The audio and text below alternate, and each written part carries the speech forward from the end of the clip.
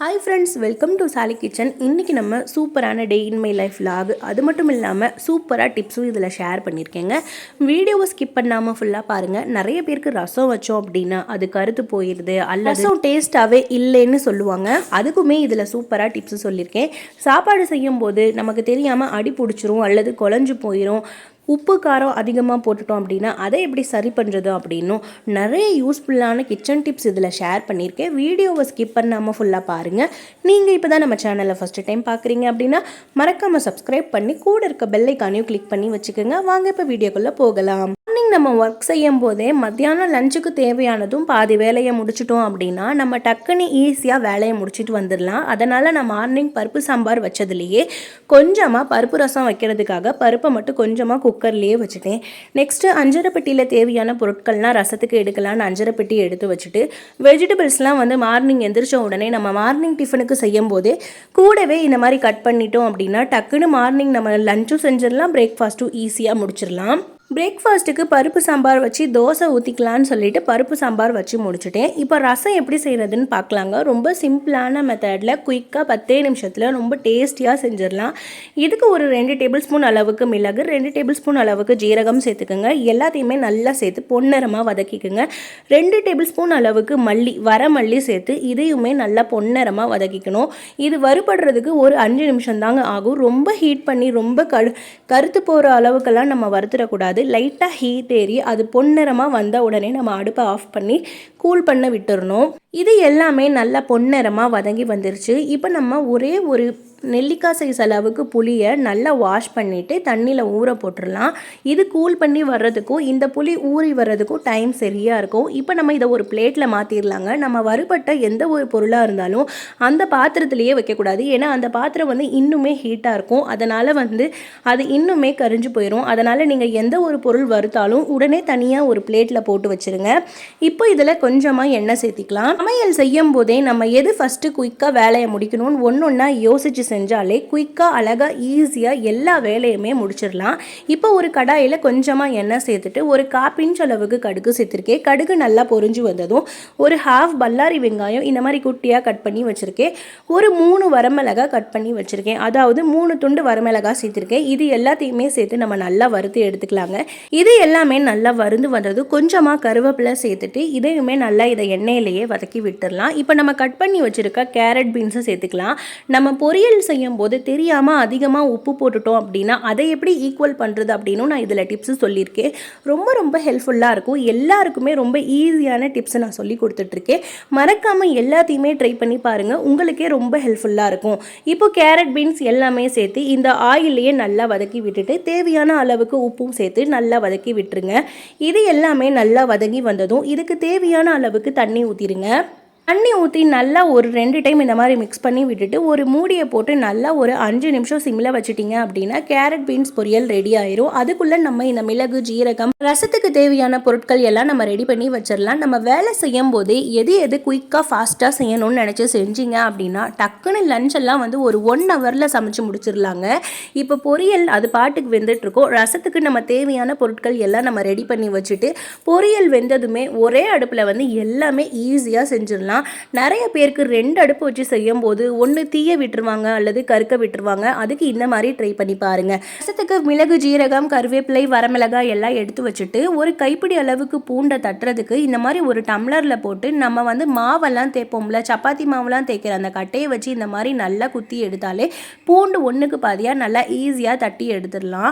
நம்மக்கிட்ட கட்டை இல்லை, பிளாஸ்டிக் பேப்பர், பாலித்தீன் பேப்பர்லாம் வச்சு தட்டுறதுக்கு எந்த ஒரு பொருட்களும் இல்லை அப்படின்னா இந்த மாதிரி கூட நீங்கள் ட்ரை பண்ணலாம். நல்லா அழகாக ஈஸியாக நம்ம பூண்டை 1க்கு பாதியாக தட்டி எடுத்துடலாம். ரொம்ப சிம்பிளான டிப்பு. உரல் இல்லை அப்படின்னா இந்த மாதிரியும் நீங்கள் ட்ரை பண்ணலாங்க.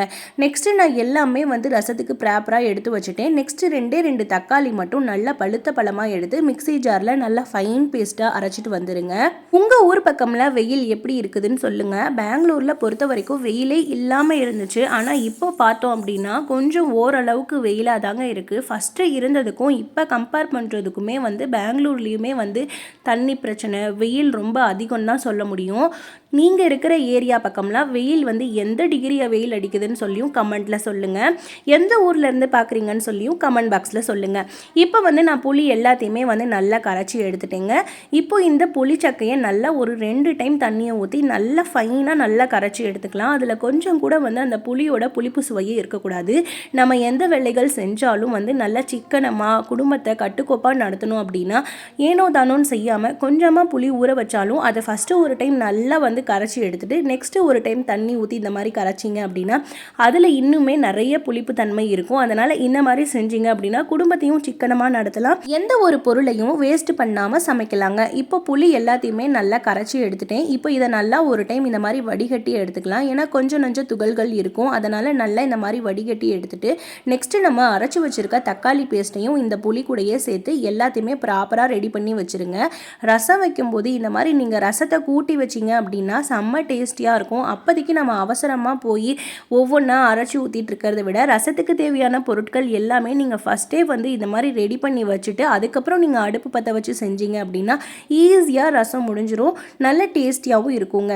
நெக்ஸ்ட்டு நம்ம தேங்காய்லாம் உடைக்கும் போது அதிலேருந்து நிறைய துகள்கள் விழுந்து சிங்கில் அடைச்சிக்குது அல்லது மற்ற பக்கம் எல்லாம் குப்பைகள் விழுகுது அப்படின்னா இந்த மாதிரி தேங்காவை நல்லா நனைச்சிட்டு அதுக்கப்புறம் நீங்கள் உடைச்சிங்க அப்படின்னா அதிலேருந்து ஒரு சொட்டு துகள்கள் கூட கீழே விழுகாது. ரொம்ப ஈஸியான டிப்ஸு, நீங்களும் ட்ரை பண்ணி பாருங்கள். இந்த காலத்துலலாம் தேங்காய் உடைச்சோம் அப்படின்னா நம்ம எல்லாருமே சின்ன வயசில் ஒரு டம்ளரை தூக்கிட்டு அம்மா பின்னாடியே சுற்றுவோம். இப்போ உங்கள் குழந்தைங்களும் இந்த தேங்காய் உடைக்கிற சவுண்டை கேட்டுட்டு டம்ளர் எடுத்துகிட்டு வராங்களான்னு சொல்லி நீங்களும் கமெண்ட் பண்ணுங்கள். யாரெல்லாம் சின்ன வயசில் இந்த டம்ளரை தூக்கிக்கிட்டே சுற்றிருக்கீங்களும் கமெண்ட் பண்ணுங்கள். இப்போ தேங்காய் எல்லாமே உடைச்சிட்டு இப்போ கொஞ்சமாக வந்து கட் பண்ணி எடுத்துக்கிறேன். இது எதுக்காக அப்படின்னா நம்ம பொரியல் அடுப்பில் வச்சுருக்கோம்ல அது நல்லா வெந்து வர்றதுக்குள்ளே நம்ம ரசத்துக்குமே ப்ராப்பராக ரெடி பண்ணிட்டோம்.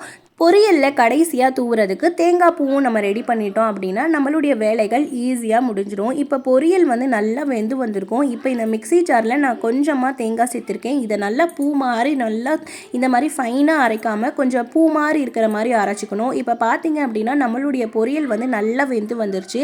இது வேகிற டைம்லேயே நான் ரசம் எல்லாத்துக்குமே வந்து ப்ராப்பராக ரெடி பண்ணிட்டேன்.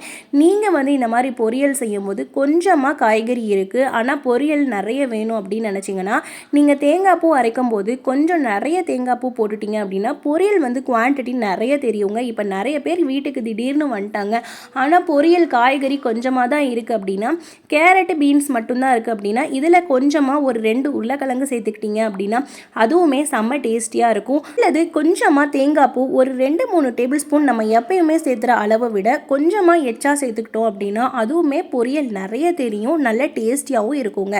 இப்போ கடைசியாக கொஞ்சமாக மல்லித்தலை கொஞ்சமாக கட் பண்ணி தூவி இந்த மாதிரி நல்லா அடுப்பை ஹை ஸ்பீடில் வச்சு இந்த மாதிரி நல்லா மிக்ஸ் பண்ணி எடுத்தோம் அப்படின்னா சூப்பராக சுவையான பீன்ஸ் பொரியல் ரெடி ஆயிரும். இதில் நான் ஒரு சின்ன மிஸ்டேக் பண்ணிட்டேன். உப்பு வந்து ஸ்டார்டிங்லேயே போட்டனால பொரியல் வேக வேக வெந்து அது நல்லா உப்பு கக்கிற மாதிரி ஆயிடுச்சுங்க.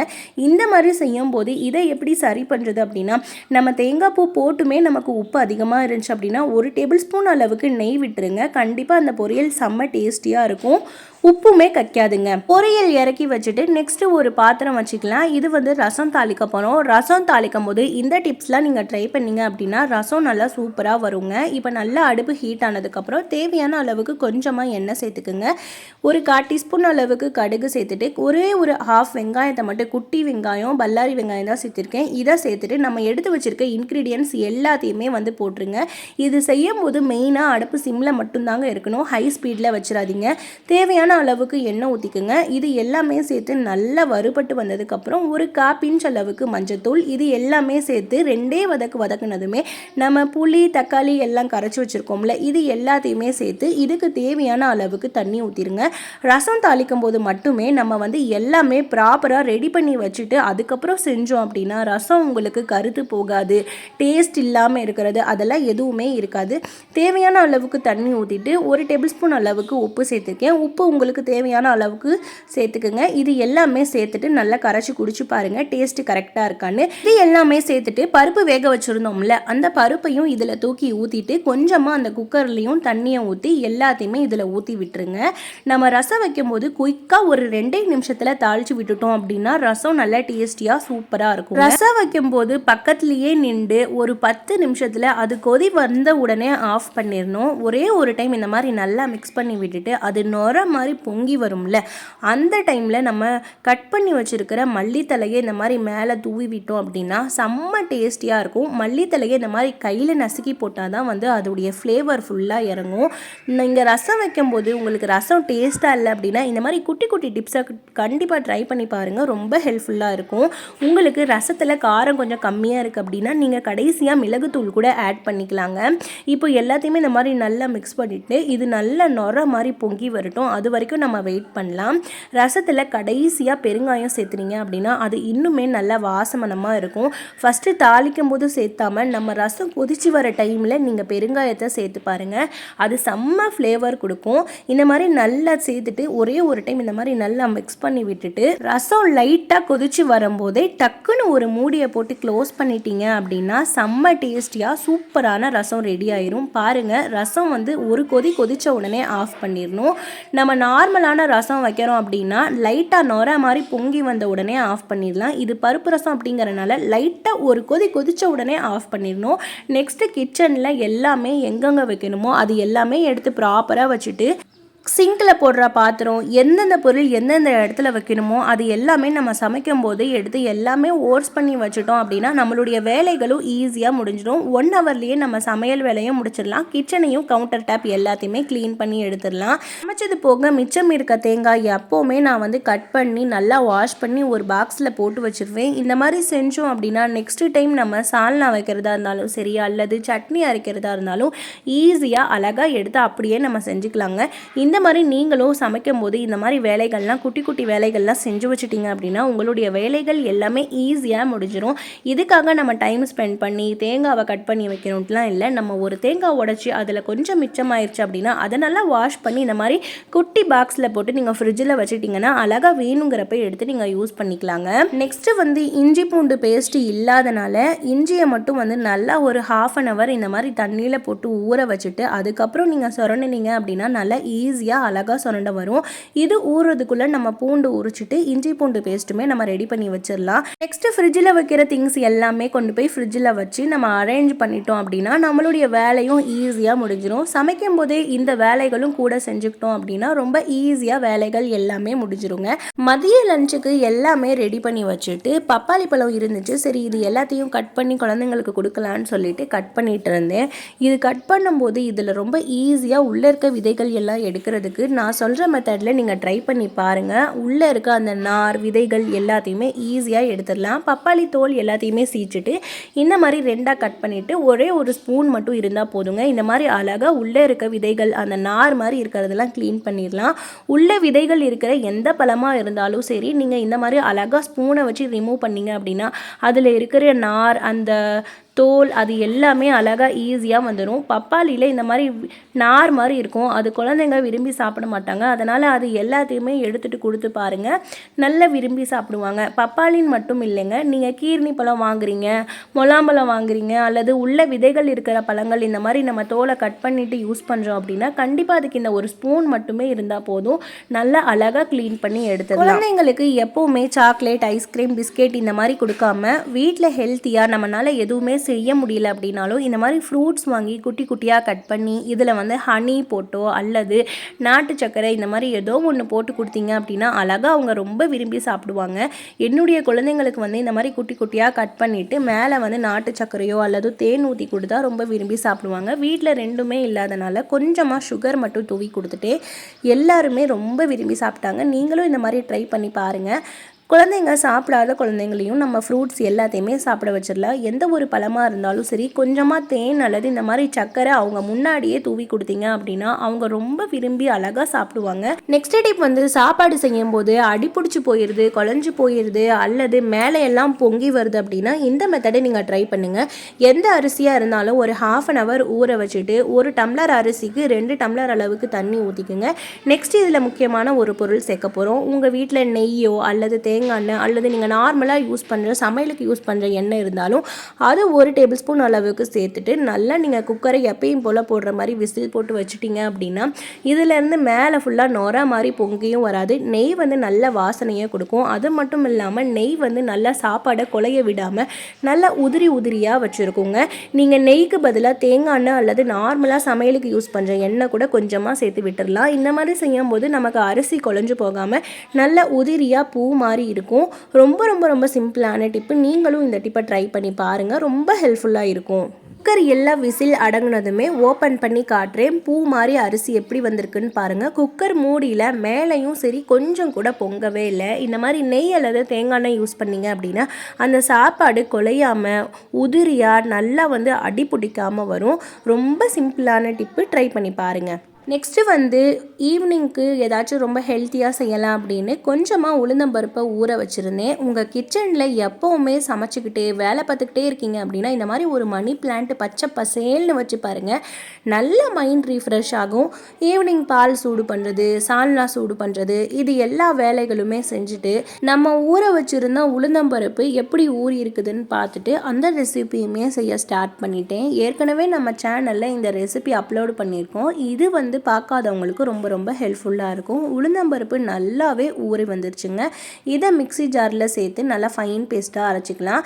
இதில் 2 ஏலக்காய் சேர்த்து அரைச்சோம் அப்படின்னா செம்ம டேஸ்டியாக இருக்கும். கொஞ்சம் கொஞ்சமாக தண்ணி ஊற்றி நல்லா உளுந்த நைஸாக அரைச்சி எடுத்துக்கணும். ரொம்ப கல் மாதிரி இல்லாமல் ரொம்ப தண்ணி மாதிரியும் இல்லாமல் தோசை ஊற்றுற பக்குவத்துக்கு இதை நம்ம அரைச்சிக்கணுங்க. இது எல்லாமே நல்லா அரைப்பட்டு வந்துருச்சு. இப்போ இதில் 2 முட்டையை உடச்சி ஊற்றிக்கலாம். நார்மலாக இதில் பிராய்லர் கோழி முட்டை யூஸ் பண்ணுறதுக்கு பதிலாக நாட்டுக்கோழி முட்டை யூஸ் பண்ணிங்க அப்படின்னா அது இன்னுமே ரொம்ப ஹெல்த்தி. என்கிட்ட இன்றைக்கி இந்த முட்டை இருந்தனால இதையே நான் சேர்த்துக்கிட்டேன். 2 முட்டையை சேர்த்துட்டு இதுக்கு தேவையான சுகரை சேர்த்துக்கோங்க. நீங்கள் நாட்டு சக்கரை, வெல்லம், பனக்கற்கண்டு உங்கள் டேஸ்ட்டுக்கு தகுந்த மாதிரி எந்த ஸ்வீட் வேணாலும் நீங்கள் சேர்த்துக்கலாம். அல்லது நார்மலான சுகர் சேர்த்து இதை நல்லா மிக்ஸ் பண்ணி கொஞ்சம் கூட கட்டிகள் இல்லாத மாதிரி முட்டை, இந்த நாட்டு சக்கரை எல்லா பக்கமும் நல்லா மிக்ஸ் ஆகிற மாதிரி இந்த மாதிரி நல்லா அடித்து எடுத்துக்கணும். நல்லா எல்லா பக்கமுமே நல்லா வந்து அந்த சுகர், நாட்டு சக்கரை, அந்த முட்டை எல்லாமே வந்து நல்லா கரையணும். அப்போ தான் இது நல்ல ஃப்ளேவர் செம்மையாக இருக்கும். இப்போ பாருங்கள், இந்த அளவுக்கு தான் இருக்கணும்.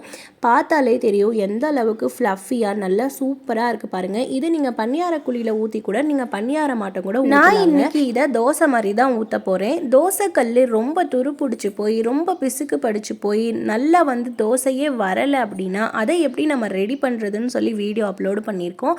மறக்காமல் செக் பண்ணி பாருங்கள், ரொம்ப ஹெல்ப்ஃபுல்லாக இருக்கும். இப்போ கொஞ்சமாக தோசைக்கல் நல்லா ஹீட் ஆனதும் நெய் அல்லது நல்லெண்ணெய் சேர்த்து நம்ம ரெடி பண்ணி வச்சுருக்க மாவை குட்டியாக தோசை மாதிரி ஊற்றி, தோசை ஊற்றுனதுக்கப்புறம் 1 டேபிள் ஸ்பூன் அளவுக்கு நெய்யை ஊற்றி நீங்கள் பொரிச்சு எடுத்தீங்க அப்படின்னா சூப்பராக உளுந்து பேன் கேக் ரெடி ஆயிரும். குழந்தைங்களுக்கு ரொம்ப பிடிக்கும், உடம்புக்குமே இது ரொம்ப ரொம்ப ஹெல்த்திங்க. நீங்கள் இந்த மாதிரி ஒரு முறை செஞ்சு கொடுங்க, குழந்தைங்க ரொம்ப விரும்பி சாப்பிடுவாங்க. ஏஜ் அட்டன் பண்ண பிள்ளைங்களுக்கும் இதை வந்து சுட்டு கொடுத்தீங்க அப்படின்னா அந்த மென்சஸ் டைமில் வர இடுப்பு வலி, கால் குடைச்சல் அது எல்லாமே வந்து ரிலீஃப் ஆகும். வாரத்துக்கு 2 முறை இந்த மாதிரி உளுந்து பேன் கேக், அதாவது உளுந்து தோசை சுட்டு சாப்பிட்டு பாருங்க, ரொம்ப ரொம்ப ஹெல்த்தி. அந்த காலத்தில் எல்லாருமே ரொம்ப ஹெல்த்தியாக இருந்தாங்க. அவங்க சாப்பிட்ட உணவு பழக்க வழக்கம் நம்மக்கிட்ட கொஞ்சம் கூட இல்லைன்னு தான் சொல்லலாம். ஏன்னா அவங்க கருப்பு உளுந்தங்களி, ராகி களி, கம்பு களி அதெல்லாம் சாப்பிட்டாங்க. ஆனால் இப்போ காலம் மாற மாற யாருமே அதெல்லாம் நம்ம சாப்பிட்றதே இல்லை. அதனால் உங்களுக்கு பிடிச்ச மாதிரி சாப்பிட்ணும், ரொம்ப ஈஸியாகவும் செய்யணும் அப்படின்னா இந்த மாதிரி உளுந்து தோசை சுட்டு சாப்பிடுங்க. கண்டிப்பாக உங்களுடைய இடுப்பு வலு பெறும், இடுப்பு வலியும் கம்மியாகுங்க. ரொம்ப ஹெல்த்தியான ரெசிபி, ரொம்ப சிம்பிளான மெத்தடில் செஞ்சிடலாம். இந்த உளுந்து தோசை ஊற்றும் போதே இதுக்கு நார்மலாக எண்ணெய் ஊற்றாமல் கொஞ்சம் தாராளமாக எண்ணெய் ஊற்றிக்கிட்டீங்க அப்படின்னா உங்களுக்கு தோசை கடாயில் ஒட்டாமல் வரும். ரொம்ப சிம்பிளான டிப்பு. இந்த வீடியோ உங்களுக்கு பிடிச்சிருந்துச்சு அப்படின்னா மறக்காமல் இந்த வீடியோக்கு ஒரு லைக் கொடுத்து நிறைய பேர் கூட ஷேர் பண்ணிக்கோங்க. நான் சொன்ன டிப்பில் எந்த டிப் பிடிச்சிருக்குன்னு கமெண்ட் பண்ணுங்கள். மறக்காமல் சப்ஸ்கிரைப் பண்ணிக்கோங்க. தேங்க்யூ ஃபார் வாட்சிங்.